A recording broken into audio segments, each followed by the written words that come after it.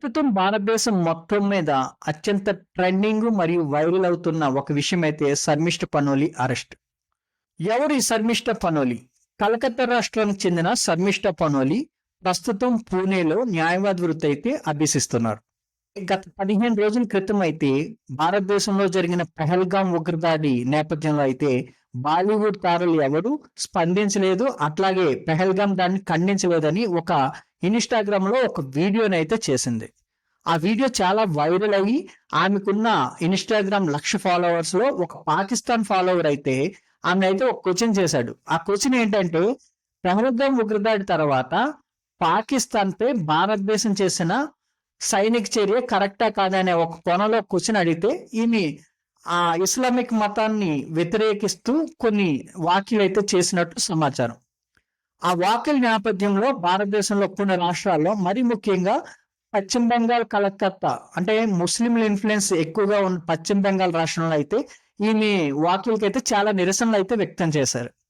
ఈ నిరసన నేపథ్యంలో చాలా ఫిర్యాదులను అందగా కలకత్తా పోలీసులు అయితే ఒక ఎఫ్ఐఆర్ నమోదు చేసి కేసు రిజిస్టర్ చేసి దర్యాప్తు అయితే కొనసాగించారు. ఈ దర్యాప్తులో భాగంగా కోర్టు నుంచి అడిగితే వాళ్ళు రిమైండ్ ఆర్డర్స్ తెచ్చుకొని ఈ శర్మిష్ఠ పనోలిని అయితే 14 రోజులు కోర్టు అయితే రిమైండ్కి అయితే ఇచ్చింది. ఈమె అరెస్ట్ నేపథ్యంలో ఈమెకి సపోర్ట్ గా కొందరైతే రిలీజ్ శర్మిష్ఠ పనోలి అనే ఒక ట్రెండింగ్ అయితే ఇప్పుడు నడుస్తుంది. తెలుగు రాష్ట్రాల్లో పవన్ కళ్యాణ్, ఆంధ్రప్రదేశ్ డిప్యూటీ సీఎం అయిన పవన్ కళ్యాణ్ గారు ఈ రోజు ఉదయం తన ట్విట్టర్ ఖాతాలో శర్మిష్ఠ పనోలిని ఇండైరెక్ట్ గా సపోర్ట్ చేస్తూ చేసిన ఒక ట్వీట్ వలన తెలుగు రాష్ట్రాల్లో ఈ విషయం అయితే చాలా చర్చలకు అయితే దారితీస్తుంది.